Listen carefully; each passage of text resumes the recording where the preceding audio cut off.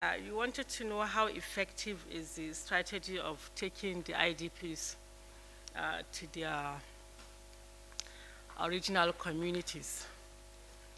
Well, let me state here that for an IDP to be relocated back to his community, that community has to be safe for return.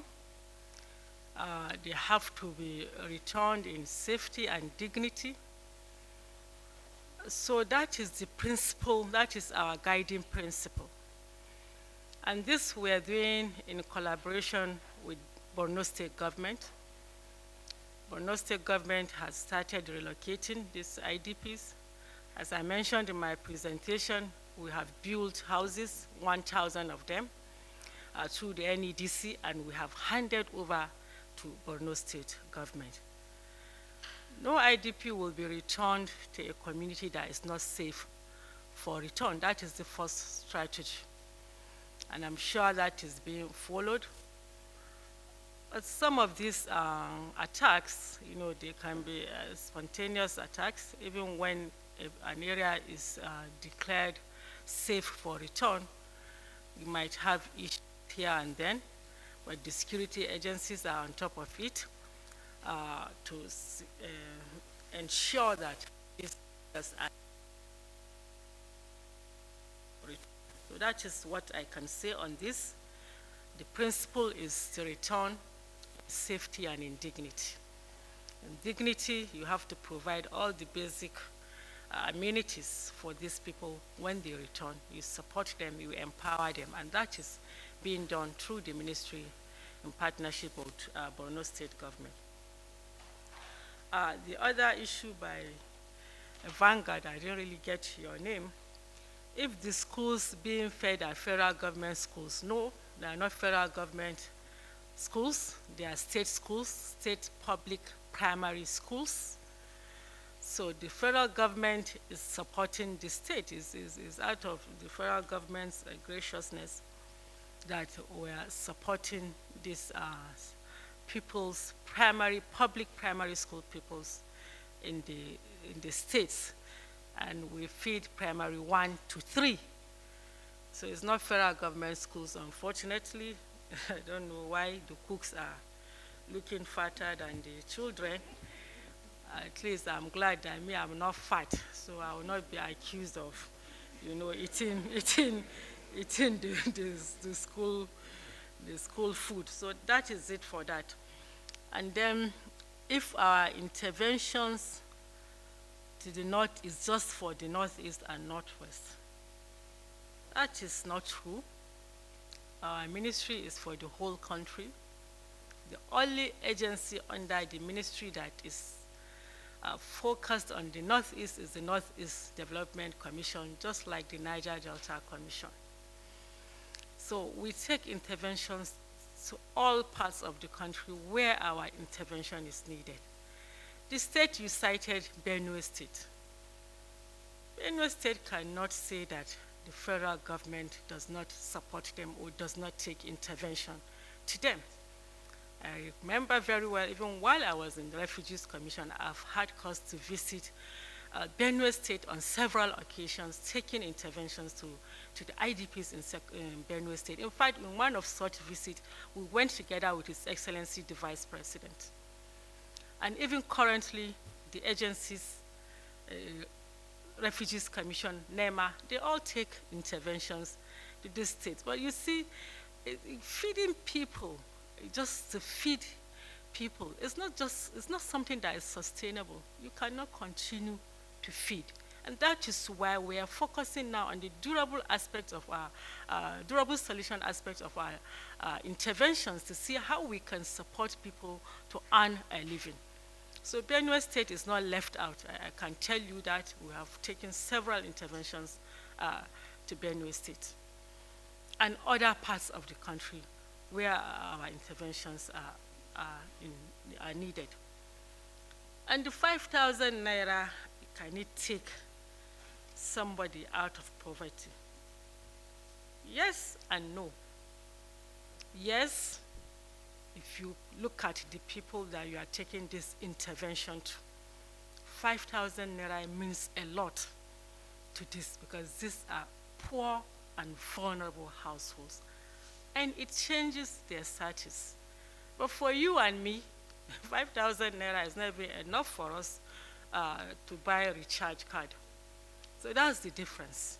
But for these poor people in the communities, you have seen, they were able to save out of that 5,000 naira. If it's not making any impact, if it's not changing their economic status, I don't think nobody will force them to contribute that 1,000 naira to provide that vehicle for their needs. So 5,000 naira goes a long way. When people say 5,000 naira, it does not take people out. That is an elitist statement, honestly. It is an elitist statement, because we've had courses to go to the field, and we have seen these people that when you give them this 5,000 naira, they cry, they shed tears, because they've never seen 5,000 naira in their lives. So it goes a long way. It changes their status, and by that, it lifts them from one stage up above. And Festus on Ben TV, the 2019 Trader Money, I've mentioned in my presentation, which is going to be given to you. We have given 2.1 million or thereabouts people, beneficiaries of the Trader Money, Farmer Money, and Market Money beneficiaries, the loans. And this we did through the Bank of Industry. We are still working with the Bank of Industry to get the accounts reconciled, to see those people that were credit worthy, and they have been able to recover some of these funds. We do not have the figures. We are still waiting for them to submit to us. It's supposed to be a revolving fund, quite all right, but we've still gone ahead to go on to JIP 2. And this we are flagging off very soon. Maybe by next week, we're going to flag off the JIP 2, where we still give these soft loans. These loans are interest-free, and they are collateral-free. And it also supports these small traders and market women in their businesses. We hope that we'll be able to get a substantial amount back to be able to recover that. And on the issue of disaster, what we are doing to see that floods do not occur. Yes, we sensitize. We sensitize, NIMET does, NEMA, we write out letters to the state governments. I've had cause to make a presentation before the National Economic Council, where all the governors are. And so it's expected of every state to take responsibility, and even the people themselves. Some of these disasters and floods that occur is due to our habits of dumping refuse, blocking all the drainages, and so on and so forth. And so we've been creating awareness around that to see that this does not happen. Unfortunately, it happens. We cannot stop flood. It's just for us to be able to mitigate and manage it when it happens. And as I mentioned, we have come up with policies on how to really strategically address these issues.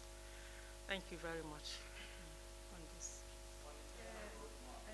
Okay, the roadmap. Yes, the roadmap is a document, is a guiding document that will guide all our activities and coordinate all the activities of the ministries and the agencies under the ministry. As was shown, it's a 5-year plan, and we have keyed into the National Development Plan. That roadmap has keyed into it, and also the 9 priority areas of the ministry that was given to us by the government. We have 7 pillars, as mentioned. We have evidence-based, we have resource optimization, we have policy and legal framework, and then we have innovation and technology, and so on and so forth. And then on how to mainstream the SDGs. So this is a working, a guiding document that will guide what we do from now to the next 4 years. Thank you very much. And it emphasizes on coordination on how we are going to coordinate all these activities for better, effective results. Thank you.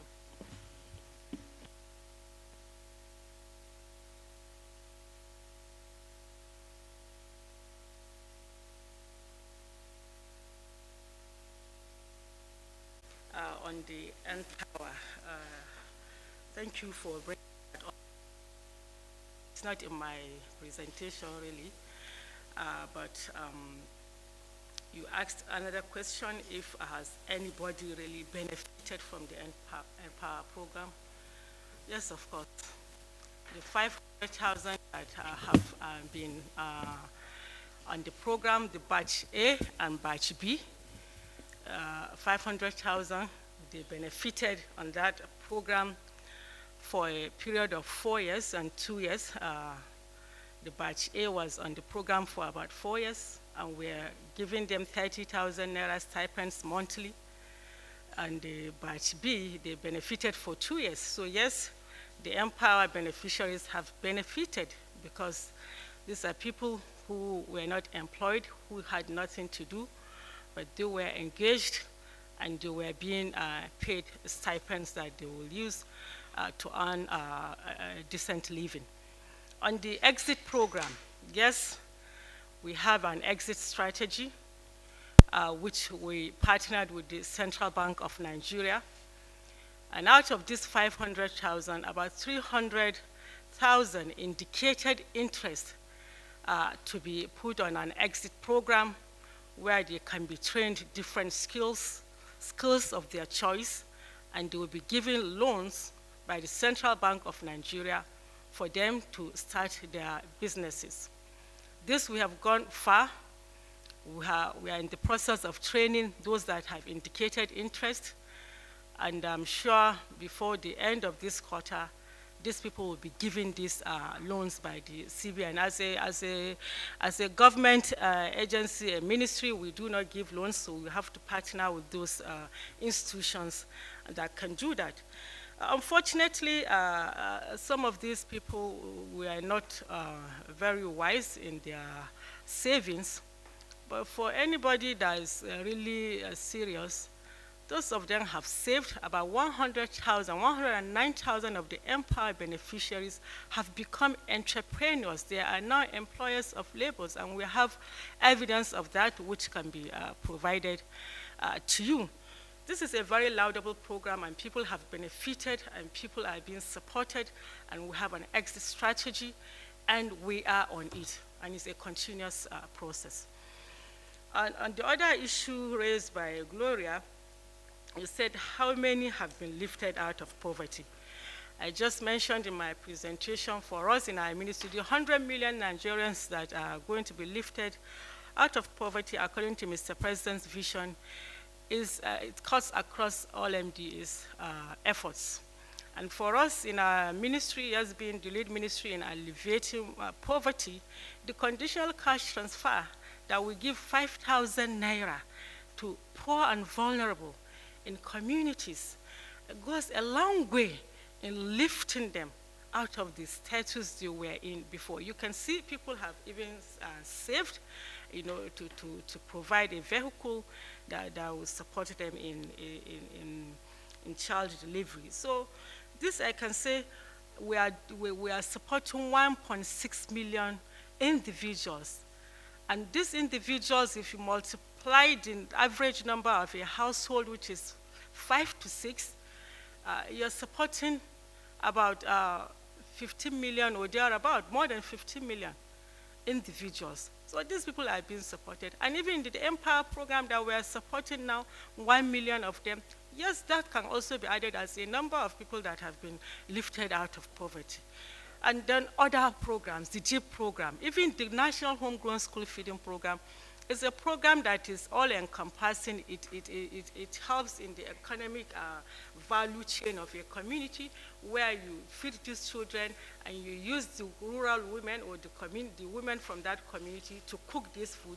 You support these women by paying them some kind of money that they will do the cooking. And then even the local farmers that grow the food. So these are people also that have been impacted, and it runs into millions when you do the calculation. So yes, we have lifted millions out of poverty using our programs. I've just said with the 1.6 for the conditional cash transfer, you are supporting over 100,000 women cooks. You are supporting 2.1 million trader money and market money and farmer money beneficiaries. We are supporting the Empower, which is 1 million, both the graduates and non-graduates. So if you do the calculation, I will ask one of my staff, maybe the national coordinator of the National Social Investment, to give you the exact figures. Gloria. Thank you. Then on the homegrown school feeding program, we wanted to also know whether it has increased the number of pupils or it decreased. Of course, it has increased the number. We started with just about 5 million or thereabout when the program started. Now we are talking about 9.8 million, close to 10 million people that are being fed every day through this program. And it shows that people's intake have been increased in schools. So it's an increase, not a decrease, really. And then the other question. The out-of-school people, the out-of-school children, I will ask my coordinator to give us the exact figures so that you don't quote me wrong, but there are over 10 million of them. But I'll ask him to speak to that when I finish, please, Dr. Bindio, to speak to that. Then on the question, is that all, Gloria, or is that another one?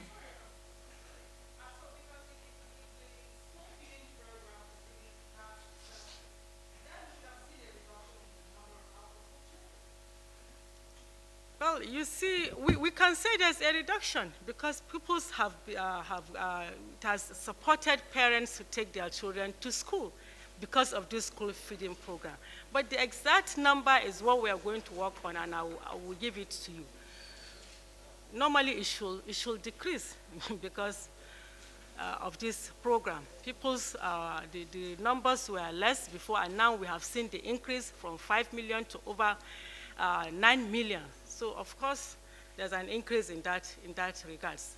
But that does not mean that we do not have out-of-school children as well, which we are also tackling with our alternate school program that is coming on board. Then the question by Dr. Leon of Tribune, the environment, the 276 that was fired. Unfortunately, you know, our own programs are programs that really goes through very, very rigorous processes before you finally get to the point that you start disbursement. And I think this environment was done in good faith because the Minister of Finance requested and the President approved.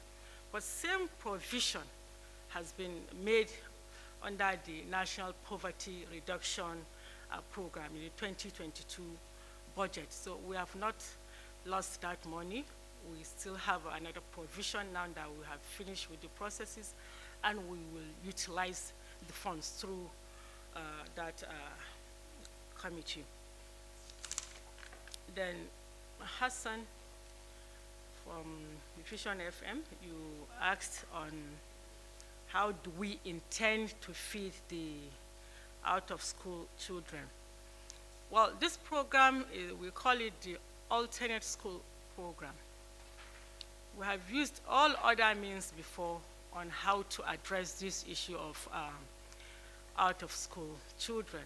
This is being done by numerous programs under the Ministry of Education and other institutions. Now we came together and decided that what is it that we need to do to see how these out-of-school children can be educated. At least they will have the basic education. And we came up with the out-of-school, alternate school program. This program, we're going to take the schools, the teaching or the learning to the places where these children are be it in the Sangaya setting or in workshops where children are being used, or as in the shops where we have this kind of children. We're going to support them with the basic literacy, numericals, mathematics, English, social science. I think we're to teach them four different subjects. And so since these people will know where we're going to reach them, we have gone far. We have started identifying the spots across the zones. We will use our homegrown school feeding program to feed them in that community where they are. So we have really worked on that, and we hope that we are optimistic that we will get there. Thank you very much.